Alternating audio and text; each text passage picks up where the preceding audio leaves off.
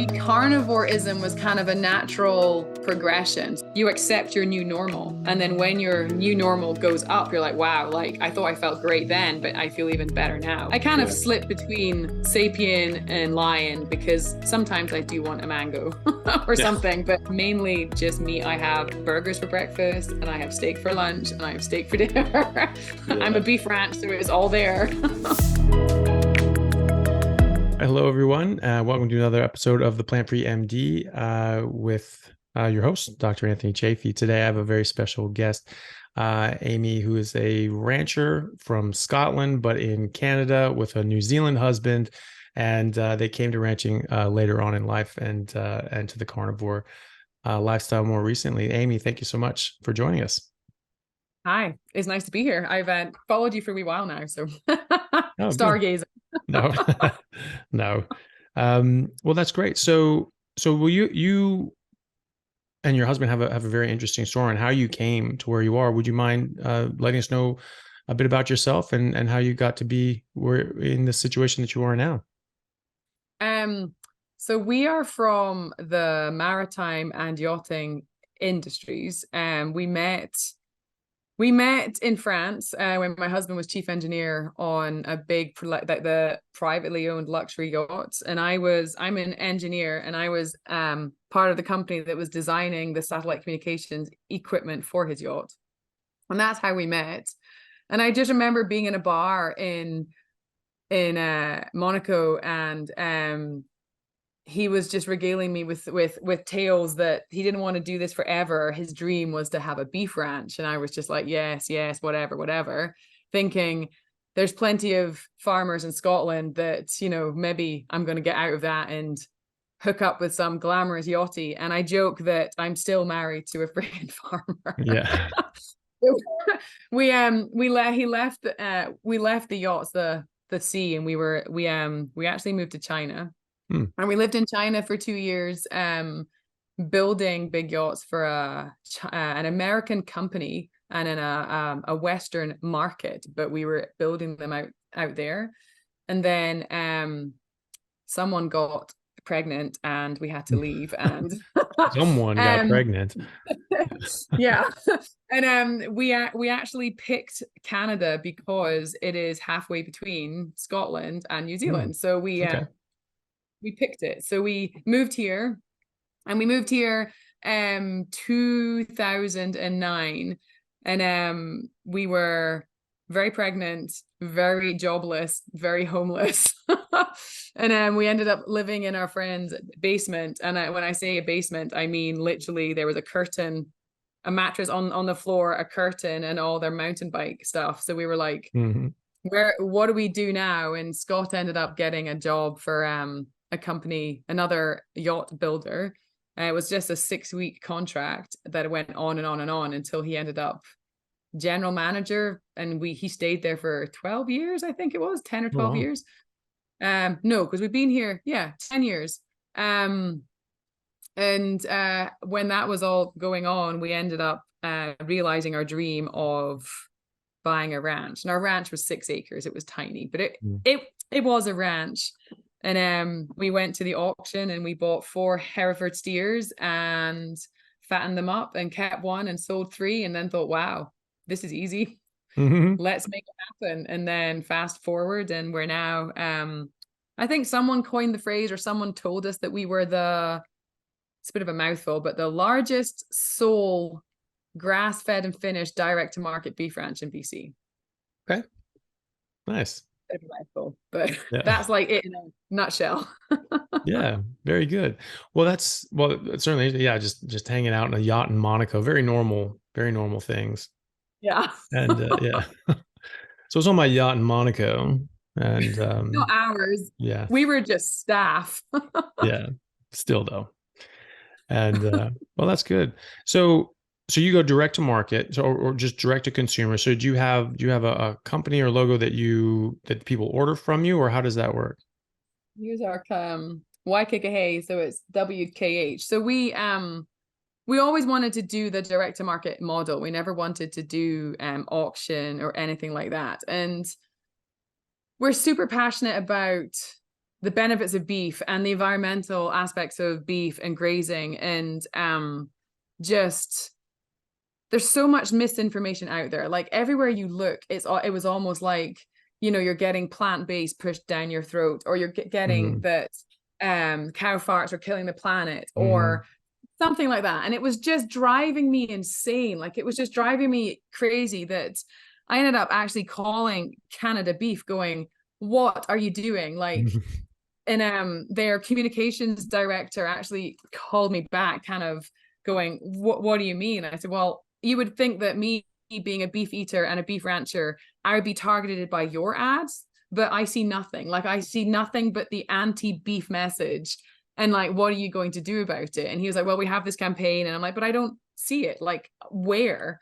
And I ended up getting frustrated. So I started my own podcast and started waxing lyrical about the benefits of beef. And then we put together the ranch Instagram page, and we're not as big as some. Like there's some out there who are massive, but we have something like 22,000 followers, and a lot of it is more industry information. Like we're trying to get out there that beef is good, cows are good, grazing is good. It doesn't matter if, you know, it's grain supplemented or grass fed, just eat beef, like just beef. And the direct to market model was kind of how we wanted to do that, because our product is going direct to the consumer and they know exactly where it comes from, as opposed to, you know, going to a feedlot and then it goes to a store and nobody actually knows where their food comes from. So that's also super important. Hey guys, just want to take a second to thank our sponsor, Carnivore Bar. I don't promote many products because honestly, all you need to be healthy is to just eat meat. For those times that you're out hiking, road tripping, or stuck at work and you want a nutritious snack that is just meat, fat, and salt if you want it, the Carnivore Bar is a great option. So I like this product not because it's just pure meat, but also because I want the carnivore market to thrive as well. And the more we support meat-only products, the more meat-only products that will be available in the mainstream. So if this sounds like something you'd like to get behind, check it out using my discount code Anthony to get 10% off, which also applies to subscriptions, giving you 25% off total. All right, thanks guys. Yeah, that's the thing too. You know, people say that you know, cows are bad for the environment. Cows are the environment. You know, cows are part of the environment. They're, you know, there's a symbiotic relationship between the animals and the plants that are in the ecosystem. And the idea that, well, they use all this water, they make all these emissions, but if you just have the same piece of land with just wild animals on it, it's the exact same emissions, it's the exact same water usage, because the water usage is just rain that goes onto the ground and grows the grass, which the cows then eat. Maybe they drink from a stream and then pee it directly out. It's net zero. It's, you know, and so, you know, especially with water, I mean, because they drink the water and then they pee it out. They don't just sequester it. Pee has nitrogen and carbon in it, which fertilizes the soil. Like it's better than green, which was yeah. Well, it upcycles it. So they take in water and they pull and they piss out fertilizer, right? And you know, the same thing with their eating. They, you know, they defecate, you know, very, very fertile stuff, which makes the ground better and more fertile and helps the grasslands. And so, you know, the idea that they're just destroying the environment is crazy. You know, you take the animals out of an environment and the plants die off and they turn into deserts. You have to have the animals with the plants. You can't have one without the other. And from an emission side of things, if you just have wild animals out in Yosemite or Yellowstone, those exact same emissions that you would have from cows, it makes no sense that we would blame these things. Crazy. Yeah. People believe what they want to believe though. Like they believe whoever the biggest voice is at the time, or whoever has like the biggest book, or I don't know. It's the amount of arguments I have with vegans is it's very enjoyable sometimes, but it's insane. Well, sometimes it is, you know, and just the arguments are a bit insane, you know, saying there's one argument that is being made now because they keep going from hill to hill from hill to die on to hill to die on to hill to die. And they just keep getting knocked off and keep getting knocked off and keep finding smaller and smaller hills. And, you know, now the current hill is, yes, you can't get proper nutrients. You can't get all the nutrition you need. Yes, humans evolved and are biologically adapted to eat meat. Yes, we've been eating meat for the last 2 million years, but that doesn't mean that it's good for you. Yeah. I'm sorry, what? Like, the hell are you talking about? That doesn't make any sense. Well, all you have to do is make it to reproductive age and just reproduce. I'm like, well, no, that's not true, because you need to raise your damn kid, right? Oh, but when you get up to like double reproduction age, then okay, well, which one is it? Reproduction age or double reproduction age? And then it's like there's no benefit after that. Like, really? What about wise men? What about, the village elders and things like that? That's always been a thing. They obviously provide a benefit for living longer. Oh, but none of this is lining up with biology or reality.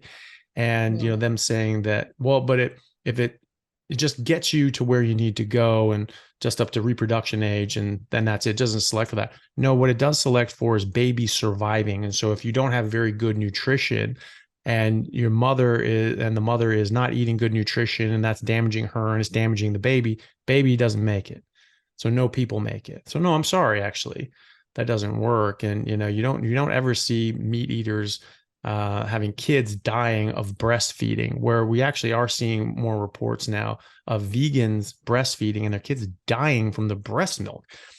So failure to thrive. Sorry, failure to thrive. Exactly.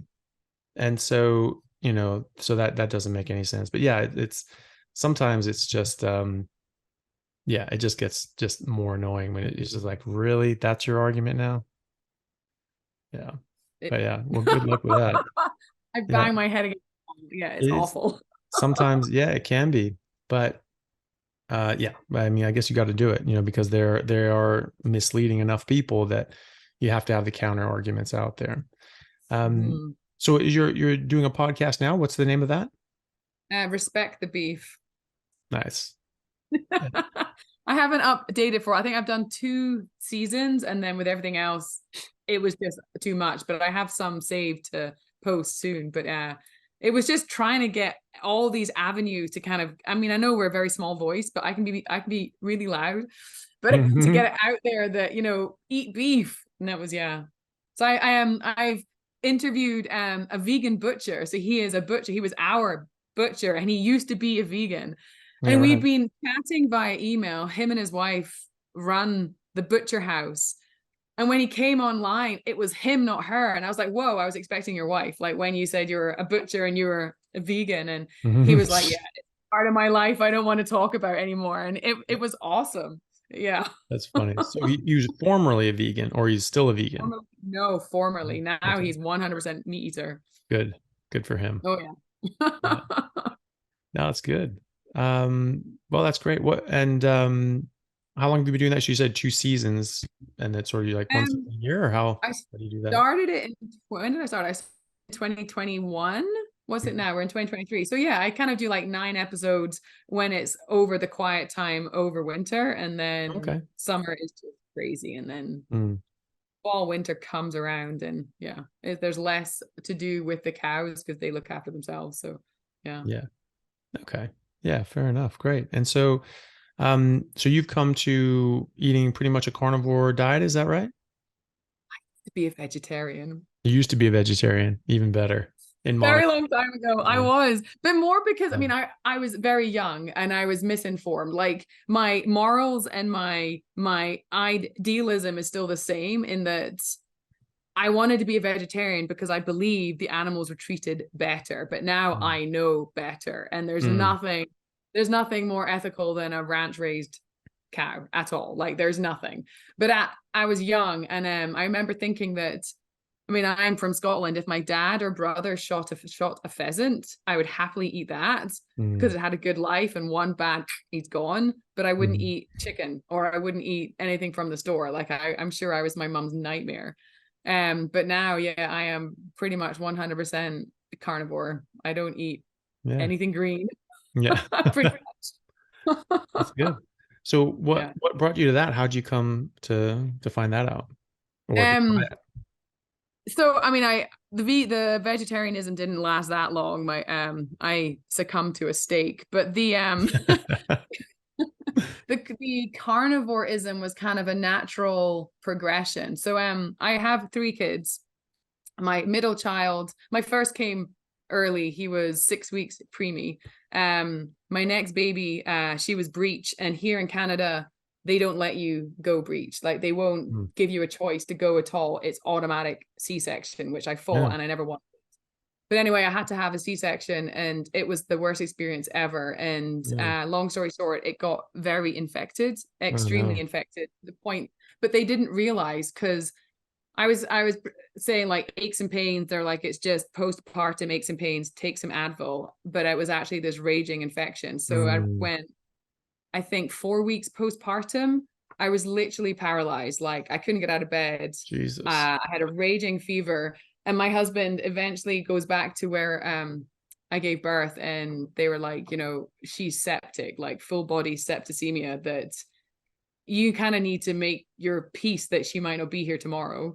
And I had a 2.5-year-old and a 4-week-old, and he was like in bits. And I made it through the night. Like I think I went in there with a temperature of 104 and my heart rate was 140 at rest. Oh my God. And it was awful. Like I was there for almost a month with bed rest, IV and antibiotics, but I couldn't move. And they said it was septic reactive arthritis, but instead of being in like one part of your body, it was my whole body. It was awful. And they said that it would go away, like in about 9 months I would be back to normal, but I never was. And then I was referred to a rheumatologist, and they said I had rheumatoid arthritis. My R factor was slightly elevated, like it was just above normal, but it wasn't like a raging RA, but I presented like I had really bad RA. So, I mean, I knew nothing, like this was all super new. So they prescribed hydroxychloroquine, and which was okay. And then when that wasn't enough, they prescribed methotrexate, which is a chemo drug, but it also, and it made me so ill. Like my hair fell out. I was nauseous all the time. I turned into an absolute bitch. Like my personality was just awful. Like I was raged. It was awful. And I was like, I hate feeling like this. And I did some research, and I tried keto first, thinking, you know, like fats and no carbs. And then that was kind of okay, but it was super, I don't know, it didn't fit well. And then I cut out all gluten and nightshades, and then that kind of made me feel better, but it still wasn't right. And then I took the leap to carnivore, and it was more sapient carnivore, I guess, that I would still eat some fruits and dairy and meat, but that was about it. There was nothing, no inflammatory like broccoli or spinach or anything like that, and no grains and no nightshades. And I had an appointment with my rheumatologist, and my R factor was back down. I came off the meds, and then I got shingles and I had a flare up. So he put me back on the meds, and then I'm like, no, I don't want to be on these. It's awful. So I just said no. In carnivore diets, pretty much healed everything. Like I do triathlons, and I played field hockey, and I lift weights, and I run a ranch, and I ride and I run, and and there's no meds. And my rheumatologist was super supportive, and he signed me off, and I'm back into the lowest life insurance bracket. Like I don't have to declare it or anything, like it's been that long. But yeah, and I can feel it. Like if I slip up, then I suffer. Like if I have a swig of beer and it's like, no, I shouldn't have done that, because I can't make a fist again. It's like, it's just not worth it. My body is too important to slip up, kind of thing. Yeah, definitely. So how long ago was that you ended up having 12 years. 12 years ago. Wow. So you sort of naturally got off on everything except just meat. When did you go just meat, really, or sapient? The pure carnivore, as in like lion diet, or just you were like fruit and dairy and things like that as well. Sapien, like 4 or 5 years ago. Okay. Yeah. Nice. Yeah. Or did you go lion diet after that, or are you still doing the fruit? Yeah, and lion dairy? diet I did after. I went on to lion diet just over a year ago. Okay. And it was like even though I was feeling great before that, I remember saying to Scott, it's like, well, you kind of you accept your new normal. And then when your new normal goes up, you're like, wow, like I thought I felt great then, but I feel even better now. So I kind of Yeah. slip between sapien and lion because sometimes I do want a mango or Yeah. something, but yeah, it's Yeah. mainly just meat. I have burgers for breakfast and I have steak for lunch and I have steak for dinner. I'm a Yeah. beef ranch, so it's all there. Yeah. Yeah. Well, that's good. Well, you'll get along with Maggie then when you guys go over there. Or people don't know, I met Amy because she reached out when I was doing the campaign to help Maggie, the rancher, and try to help her save her herd because hay prices have tripled due to the drought, and they were going to lose half their herd. And so Amy and her husband reached out, and they're ranchers in BC, and thought that they could give some advice and support changing their model. And you said that you're going to go out and see them in a few weeks. Is that right? I am. It's my middle daughter's birthday and she wants to go to Calgary. Okay. So we're going to Calgary and Maggie's like, we're just an hour north. So I think Yeah. we're going to extend our trip by a day and we're going to go up and see Mac and Maggie. And I think they're coming here because we're going to take some of their cows for them. We're going to take, I think, Mm. 4 bulls and 4 cows, maybe more, maybe 10 head in total for some custom feeding. So we have hay, it's cheaper than what they can buy hay for, Okay. and we'll bring them here. And I think we're also going to bring some of their bulls that they want to process and anything else that's ready to our butcher. Hmm. So we're like in the middle of BC. We're about 5 hours away from the Alberta border, maybe Yeah. 6. And they're like another 2 the other direction. And our client list isn't that far east. Like we only go a couple of hours east of us, and then we go all the way to Vancouver. But we have a massive following. So Mm-hmm. we have said that if they have anything ready now, we can take to our butcher and they'll drop it off and pick it up, but we'll Hmm. get them sold for them and they can Hmm. deliver them eastern BC as they drive back to Oh yeah. Alberta. Yeah. Great. So Nice. they'll get started with the direct to market model and yeah. Yeah. Well, that's really good. Yeah. Yeah. And so are the people, are your customers mostly buying like, quarter shares or half cows or just different selections of cuts, or how does that normally work? Everything. So we use the tagline no order too small. So people can buy a pound of ground. We don't, we Yeah. don't discriminate Okay. up to a whole cow. So if it'll suit all budgets, all freezer sizes, all stages of life, that if they want access to good ranch raised beef, then we will make that happen. So Hmm. we have I call it an online platform, but I don't mean an online store. So like our online platform is everything from our landing page, our website, our social media, our email list, and the online store. So all of Hmm. that together kind of builds this online platform that people find us through social media, or they find us through our website from word of Hmm. mouth, or they sign up to our newsletter, and we kind of just keep things moving and moving. So yeah, it works. Yeah. No, that's really good. And that's great that you're able to help Maggie and Mac. Yeah. So when we were there, I mean, she's only been eating meat just purely through Oh, nice. preference. Yeah, so always she just hated vegetables, didn't want to eat them. And when she moved out of her house, she was just like, never again. And she didn't even realize that this was like the healthiest thing to do. She wasn't thinking on those terms the way I came to it. She was just like, never screw them. She was just stubborn, which is great. And raised, had 6 kids, just eating meat the whole time. And you know and the whole time was just like, yeah, that's what I eat. I don't need any of that other crap. That's not what I want to eat. It's purely Yeah. just by force of will, which is great. But the meals were great too. Like, I'm sure they'll have you maybe over for dinner or something like that. But there's always a roast in the oven. They always have strips of fat and things like that. They always have the fat trimmings, and this like just cooking up fat trimmings, butter with like eggs with like a pound of butter. Then they make it. I don't know how the hell they do it, but they fold the butter into the eggs as they're cooking it, and it just envelops it. And so it's not like liquid butter around. It's amazing. It's just amazing eggs. And so, I mean, she's been doing it for a long time, so it's great. I think you'll enjoy that then. My kids like my kids are 9, 11, and 14. And it was basketball season last year. And my daughter calls me up from school going, "Are you going to come and watch?" And I said, "Of course I'll be there to watch." She goes, "Can you bring me a protein snack?" And I'm like, "Sure, I'll bring you a protein snack." And she goes, "Mama, I mean steak, right?" Yeah, I will bring you steak. So she's like the only kid at the basketball game that's like munching on steak at halftime. Just like a T-bone, just grabbing it like a popsicle. Pretty much. Yeah, I've had that. That's my go-to car steak is a T-bone. Because you can cook it up and just hold it by the bone and just like eat it like a popsicle while you're driving.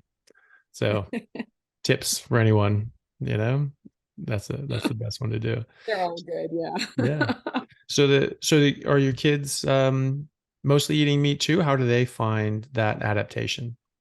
They love it. My son actually, I mean, he's big in the gym at school and stuff, and basketball, and he said the other day that he never gets bored of eating beef. It always tastes good, which is Yeah. great. Yeah. I mean, I think we probably have beef 5 times a day, 5 times a week. Mhm. We'll sometimes intermingle it with lamb and some fish. Yeah. But yeah, pretty much. But they seem like it was, I think last year I started experimenting with them. And I stopped buying cereal and I stopped buying granola bars for them. Like it's just so easy to throw it into their lunches and things at school. And I mean, I don't buy bread anyway for me, but I stopped for them too. And they kind of grumbled a wee bit at the start, but then they started having more energy levels and more level mood swings, and their skin cleared up and their hair cleared up, and their just whole attitude to life was just so much more buoyant. And they didn't realize this, they didn't know what was going on. But yeah, their packed lunches are like homemade jerky and biltong and dried fruit and pistachio nuts and homemade yogurt from like 5% milk and stuff. And yeah, they don't seem to want anything else really, though they do have an addiction to ice cream, but oh well. Yeah. Well, but that's an actual addiction, so it's like Yes, yeah. sugar. I'm Yeah. cutting, yeah. But Yeah. yeah, they definitely, I've seen a difference in them too, for Yeah, sure. great. Awesome. So you guys went obviously direct to market. What gave you the insight that that would be a better sort of business model and way to organize a ranch?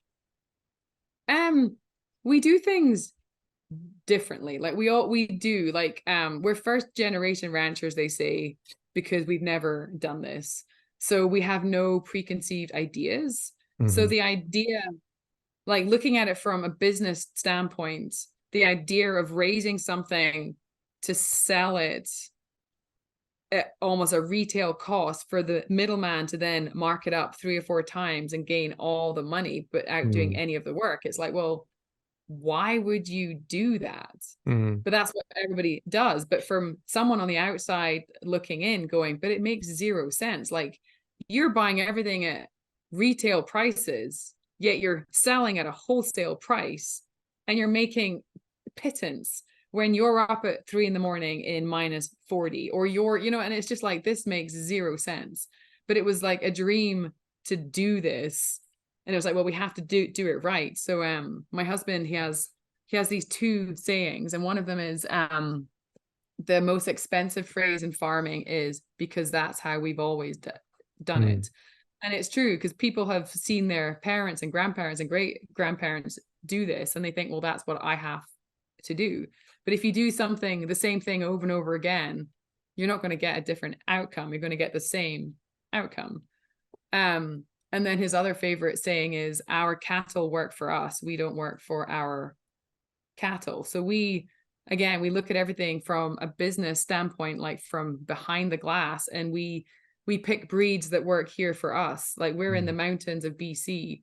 We don't use Angus, and we don't use Herefords, and we don't use anything that has like a dairy breed in it. We use Scottish Highland cattle, which are made for this environment. So they have a low input for a high output.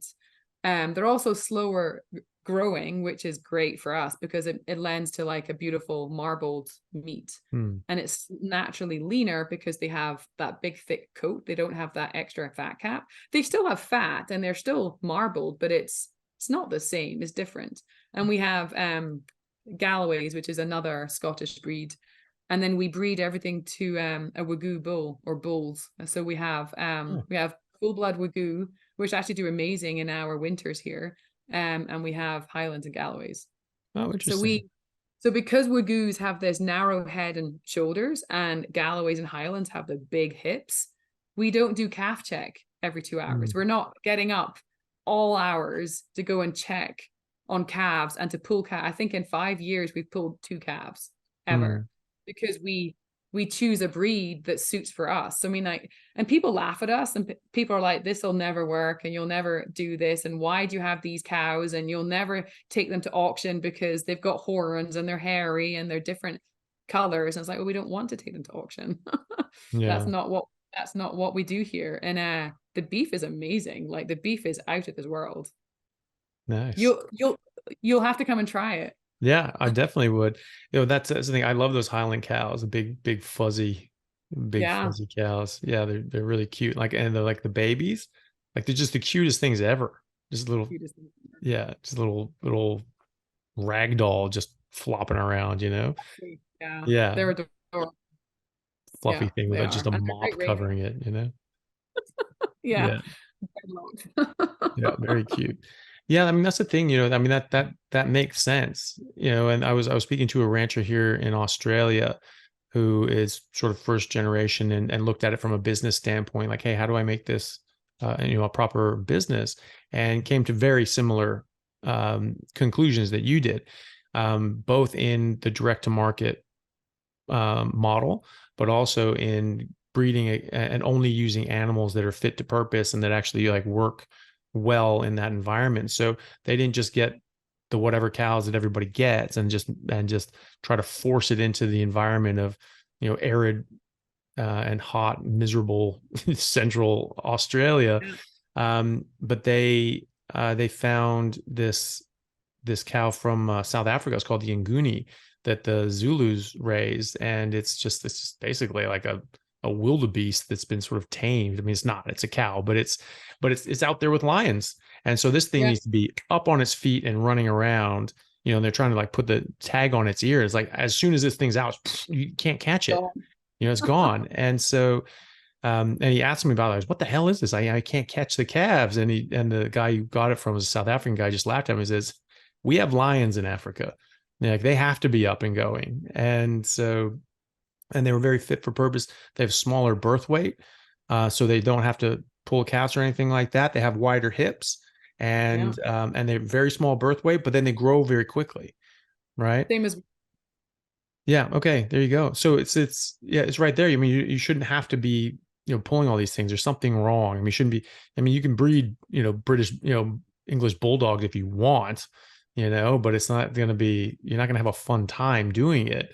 And so, when you're doing this as a working ranch, obviously it makes a lot more sense to have a cow that like you don't need to do surgery and procedures for to get it out. It should just work. It should be, exactly. I mean, everybody here, everywhere, everyone's so hung up on Angus, and Angus is another Scottish breed, Aberdeen Angus, and I guess they've been bred for a Northern American market, but back home they're nothing special, whereas Highland beef is a premium beef. Like my brother pre-books like a prime rib roast from a Highland cow months in advance for Christmas. Like that's how special it is. Like it's premium beef, but they don't do well in auctions because they have long hair and big horns, and whereas an Angus is black and sleek and it looks nice, so it's been bred for that, but they're not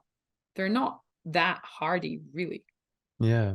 So when it's taken to auction, why is one doing so much better? I've heard that before. Like the Nguni has a modeled coat, and so like, oh well, that's not that great. Why? What the hell? Who's buying that? Who gives a shit? Exactly, I don't know, but I know that when you go to auctions, they often like they'll push like a black pen, so it's they all look the same. It's a nice herd. It's aesthetically pleasing. You often get penalized for horns too because they're harder to handle. Stuff like that. The auctions, they love them all red or all black. Whereas, yeah, our herd, the guy who financed us when we it's cattle finance, and he comes and checks the herd once a year. He laughs at our kind of motley crew because everything, we have speckles and we have different colors and we have white stripes and we have everything, but it's the best beef out there, I tell you. Yeah, nice. Yeah, that's funny that they just want that appearance. But I mean, does it change the taste of the meat? Probably not. I couldn't No. imagine it. Yeah, that's very strange. Well, I mean, I think that's part of the, the benefit of being an outsider coming in saying that's dumb. I don't care about that. And just sort of changing the market and changing the game a bit. And if you're successful at it and you're showing that, you don't need it to be just this one look that doesn't actually change anything, it actually benefits doing these other things, people are going to take notice and change if they want to survive. It's adapt or die. That's how it works in life and in business. You ever think about Darwin's theory that maybe we're the ones that are going to be left here because we're going to be the strongest and fittest? Yeah. Yeah. All the vegans are going to die off because they're not. It's Well, Darwin's. and birth rates go down and sperm count goes down, and I mean, birth rates have gone down dramatically, all over the world, but and specifically there, and there's a lot of people saying, well, because we're destroying the environment doing this, I'm not going to eat meat and I'm not going to have kids. And so like, fine, you do that, we'll see you in a generation or not, or not. Yeah. And I'll have 9 kids and they'll just rule this place, and just fine. And but yeah, it could be. And I mean, I think the saving grace is that most vegans and vegetarians quit just like you did, and your butcher and everything like that. Yeah. And you do it, and it's it's something that you try for a while because you've been told and conned into thinking it's the right thing to do for whatever reason. And like you say, the motivations are still the same. I have the exact same motivations as any vegan does. I don't want to harm people. I don't want to harm animals. I don't want to harm the environment. I also don't want to harm myself or my kids or my parents or my patients.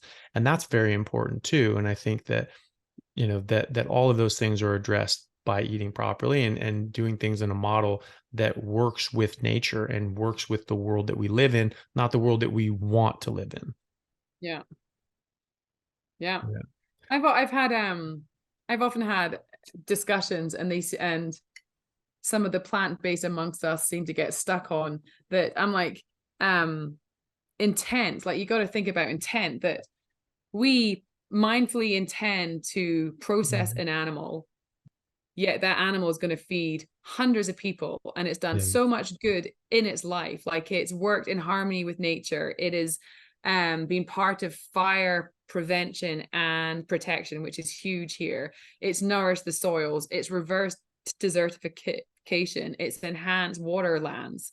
Yet, and that is my purposeful intent, yet you're eating all this plant-based monocrops and you don't intend to do any harm.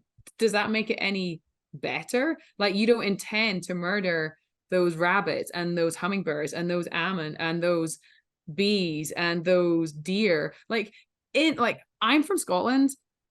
In the UK, we have no natural predators. There's none. There's no predators at all. So we cull 350,000 deer a year to protect the crops.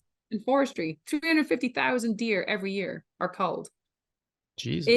In the UK, because there's no natural predator. But I don't know, I kind of get lost in my thought, but the intent is that they don't intend to kill anything, yet so much dies for that diet. But the intent doesn't make it any worse or better. Yeah.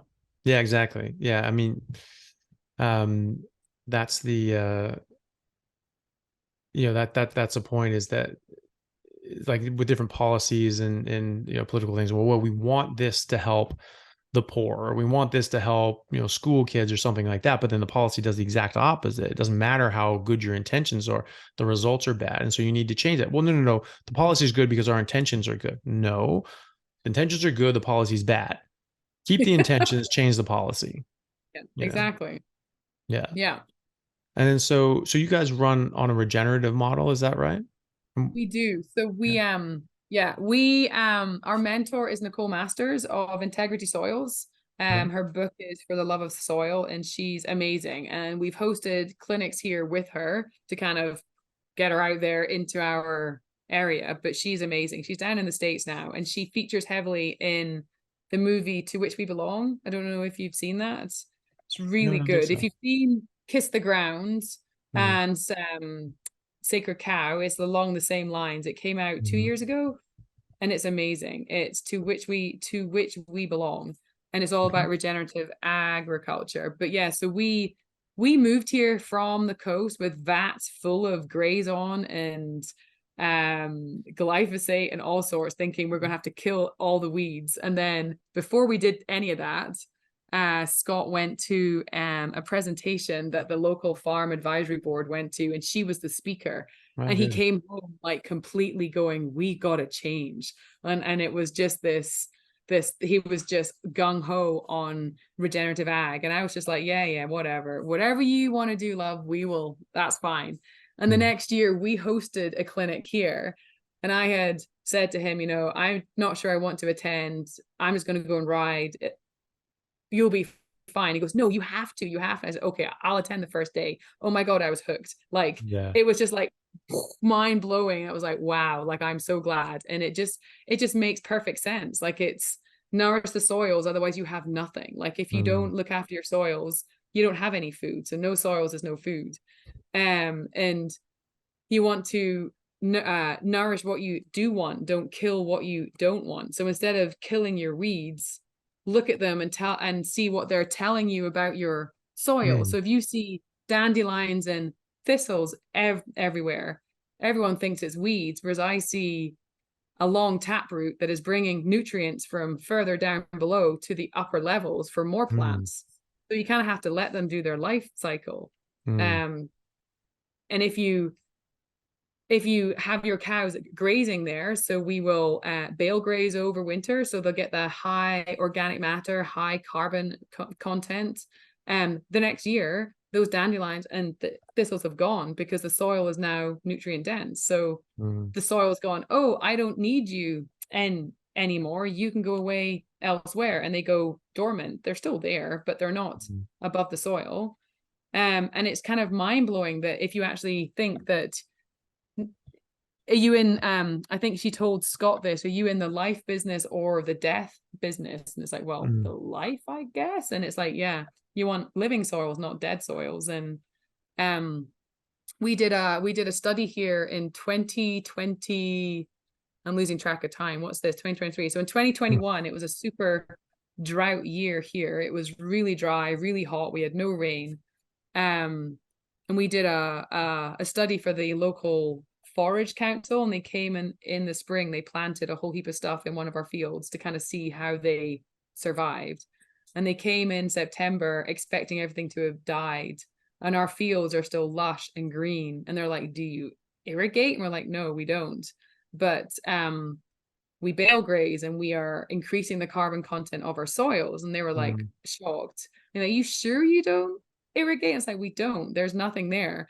And for every 1%, so if you increase the carbon content of your soil 1% per acre, that acre will hold an additional 80 to 100,000 liters of moisture wow. just by a 1% increase in carbon. And that's cow poop. It's cow poop and hay. Mhm, So when we bale graze and all that organic matter and residue goes into the soils, they hold so much water when it does rain. And also we have like a diversified and varied root crop or root base. So there's no monocrops, and we don't till the soils. Like, we don't plow, and we don't cultivate, and we don't roll. So all the native grasses that are there, they're still there, but we do no till seeding. So we Scott adjusted this 1974 McCormick seed drill or something, that it just cuts a wee slice and then it drops the seed in.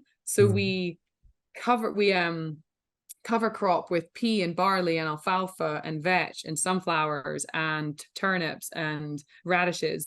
So our fields are full of all kinds of life. So it has a very strong root base. So when it does rain, it holds onto it all. So we haven't had rain. We're in Canada, so it rains, but we only get something like here 12 inches a year, which isn't a huge amount. Interesting. Yeah, we get snow, but snow doesn't count to your rainfall. So we get snow comes in like December. Snow's normally gone by end of April. It's gone, and then it rains a wee bit, and then it doesn't rain July, August, September. Like it's pretty dry. But so our soils are beautiful, and our grass and our grazing is lush and green. Yeah, and great. everyone around us is kind of burnt. Yeah, Power. yeah. Well, it is interesting when you have one ranch like you doing it one way, and then everyone else doing it a different way, and you have the clear differences in your pastures. And that's what Alan Savory showed. I mean, he had his land in Zimbabwe. It's just this lush jungle, wonderful. It's in the middle of the damn desert, and he is not Livestock in the desert. Sorry, livestock action. All the animals he runs through. Yeah, exactly. Yeah, and my friend down in Australia who had the Nguni cattle is a guy named Wolke. So it was Wolke Farm. WOLKI, for people who have seen our video together. And he was saying the same thing. So he does a regenerative model, and he sort of moves the animal around, does all these sorts of things. And he's able to run 3-4 times the amount of animals on the same amount of land as his neighbors do. And it's just always green. He doesn't have to buy feed and doesn't have to use antibiotics or chemicals or sprays or all this. Like, saves tons of money and is able to get much more out of his land, which is why wouldn't you do that? Exactly. And people say you can't feed the world on regenerative agriculture, but of course you can. Absolutely. But people are almost scared. Like, we encourage people that try an acre, try a pasture, experiment until you feel confident to kind of move it on a larger scale. Like I did a reel in the summer, and we have a 20,000 acre range behind us. So we open our gate and we push the cows up, and they stay up in range for the summer, and then they come back around about now. And we went into range to check them, and I took a video like I was sifting the soil through my hands, like it was just dry and blowing away, because it's just the range, it's not like ours. And then I just hopped over to the other side of the fence into our field, and I couldn't lift any soil. I could only rub it, and it was wet and thick and dark. And it's like 1 meter, 2 meters difference. But because it had been bale grazed and it was like functioning and active soils, the difference is astounding. And that's where the whole 1% of carbon comes in. It's crazy.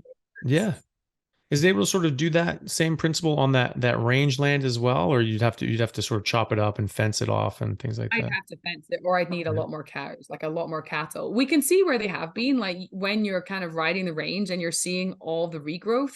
All that regrowth comes in bright green because of the nitrogen in their pea.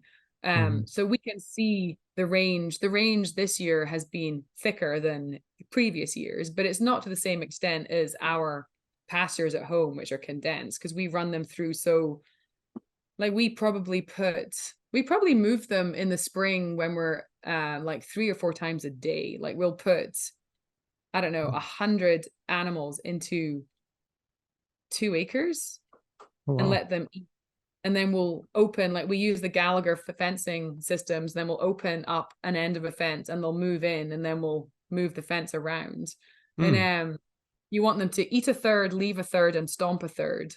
And then by the time they've rotated all the way around again, that first pasture is now longer, greener, thicker, and we'll push them through again. So they can go through 3 or 4 times a season. Whereas if we hayed, we would only get 1 cut of hay. We wouldn't get another cut. Whereas we can graze 5 times. Yeah, right. Well, that's the thing with grasses, is that when they get down to a certain length, they grow like 4 times faster. And so you grow it up all the way to the end. It's just growing slower and slower and slower. You cut that once, and then you start the growth cycle over. Whereas if you keep boiling it down, obviously don't overgraze it. It goes too low, it's not great, but get it down to that little sweet spot, and then they grow 4 times as fast. So, I mean, it makes perfect sense. So how much land do you have? How many animals can you run in through the different pastures with doing that model? We have 520 homeacres. Mm-hmm. And about 140 of it we graze, we actively rotate them through. So when we moved here to this ranch, it had not been farmed for like 50 years. Someone had bought it. They dropped a house in it, but they'd never lived here. It was like a holiday home. Okay. And it hadn't been farmed since, I don't know, the 60s or something. Like it's not, so it was pretty fat. We had no worms in the soil. Oh, wow. We had no beetles or insect life. Like it was just dead. Strange. And we have a really strong hot wire system, and we have it's very long. So we have 2 parallel fence lines that are connected to mains. And then these Gallagher, we kind of hook off it. So we can split our long fin or our long pastures into lots of pastures. So our herd, when they're all home, is probably, I don't know, 300, 350 or so. And we can rotate them through our 140 acres quite a few times before they move into our eastern area and then up into range. Okay. Yeah, interesting. Constantly being moved. And we plant so much diversity that it's not just grass they're on, it's brassicas and sunflowers and pea and barley and Sudan grass and all sorts. Yeah, really good. And you said you could move them multiple times a day even? We do. So if they eat it down, we want to move them before they overgraze. So if they, like a cow's tongue wraps around the grass and pulls it out and it leaves the right length, if that makes sense. And if they eat it too far, the root base will stop growing for, I think it's something like, I don't know why they say 17 days. And then once that's reestablished itself, then the grass will start growing. But if you eat it too short, you shrink the root base. So we want the cows to pass over it once, and then we'll move them. But if we put them into too big an area, they'll cherry pick, and then they'll just eat the best pieces, and they won't eat the things you want. They won't eat the thistles or the dandelions, which you want them to eat to keep them under weed control. And then you move them. So we want them, it's like a balancing act. They have to be in there long enough to eat what you want them to eat, but not too long that they overgraze. Okay, interesting. So what do you think is the future for ranching? Do you think it's a model like this, or what do you think the direction that ranching needs to go in is? I mean, I'd love for all ranchers to go regenerative, but with the lobbyists for big ag, I don't think that would ever happen. I mean, if you've seen Kiss the Ground, I think one of the statistics in that is that if every farmer in America embraced regenerative agricultural practices, they would save $1 billion annually. Wow. So who would lose that $1 billion annually? I mean, it's the same with, I guess, big pharma and big whatever, that big ag is not going to let us all do this. But with white oak pastures and polyface farms and things, it's becoming more acceptable. It would be a great model because it's cheaper, because you don't need all the manpower, you don't need all the machinery, you don't need all the pesticides, and it's definitely cheaper and easier. It's not harder. You just have to get your head over that you're not relying on science, you're relying on nature. Yeah. And then sometimes that's the smartest thing you can do is just let systems work on their own as opposed to trying to micromanage them. And and that's the old adage of so sharp you'll cut yourself. You're just trying to figure out everything and you end up just working against yourself, Exactly. Yeah. And the other I think if more farms did direct to market, and more farms like focus on a local market, and by local I don't mean in town, but local could mean if you're in the States, all of the states. Like instead of importing beef from Australia and Argentina and Brazil, whatever, and China, you're just using your local market. And it would, Mhm. I mean, I think that people kind of get a block, but if you support your local market, you're strengthening your local economy, and you're Yeah. providing food security, that people are so used to just going to the store and buying whatever that they forget that it might not always be there, that they take it for granted. But supporting local, I think, is one of the best movements. The farm to fork and local movement, I think, would solve so many issues and so many problems. Yeah, I definitely think so as well. And you also, like you say, you're just supporting your local ranchers, and you're supporting that business, and you're supporting them and giving them more money because they're going direct to consumer, and they're not being gouged by Mm-hmm. the big agricultural packers and things like that as well. So if you had to talk to someone, who was getting into ranching for the first time, or someone who's been established and is a ninth generation cattle rancher who was sort of doing the old model, what would be some tips for them to, to succeed the way you guys have? Um, in a direct to market environment. Yeah. I mean, how would you, I mean, so someone who's never done that, and they Mm-hmm. say, okay, well, direct to market sounds great, but I have no idea how to establish that, because I was taught how to, do the cow calf model, and that's what I do. How do I do a direct to market model? How do you build up that business? What are some tips for to get people started in that? um to build up the business, like you have to embrace social media. Like Mm, I know that's kind of like seems crazy, but it's a necessary evil, and it is not going away anytime mm, soon. Like social media, you can reach thousands and thousands of customers almost instantly, and save yourself years and years of word of mouth and print advertising. And that social media is here to stay, and you really mm, have to embrace that. And then one of the things that I teach, so I started a program to actually teach farmers and ranchers to do this, because we need more farms and ranchers selling direct, is identify your ideal customer. That if you want to start doing this, you got to price it right, and your customer is not a high school dropout who wants to buy $2 a pound ground from mm, Walmart. They're not your customer, because that's never going to pay your bills. That you need to create a customer, whether that's an avatar or whether you're like identifying who you want to sell to. And for me, and this is who I speak to through my socials, is someone who's health conscious, someone who's environmentally conscious, someone who understands buying quality and doesn't, like some of our customers, they literally save up for months to buy a quarter of beef from us, because they mm, know that that is the best bang for their buck. Like they're not the affluent people you might think they are. They just understand that quality comes at a price.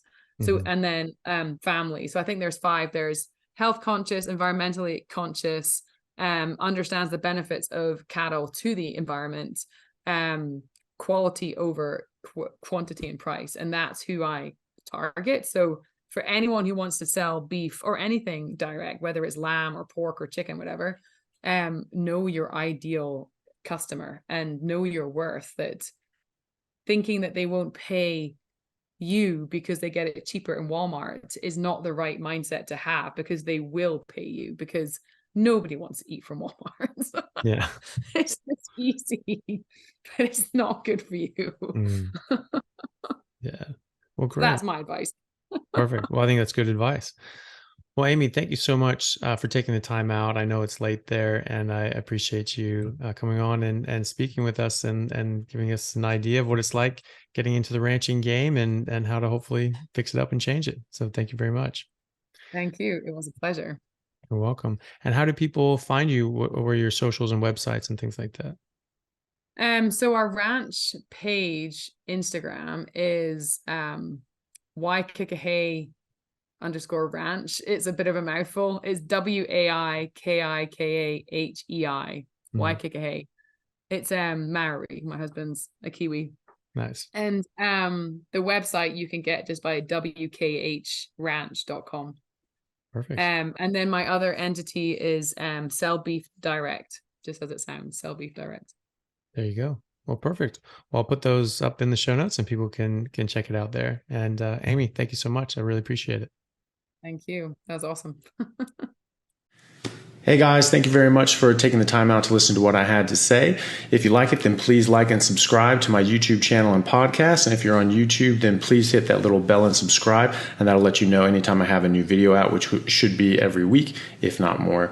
And if you could share this with your friends, that would help me get the word out and let me know that you like what I'm doing. Thanks again, guys.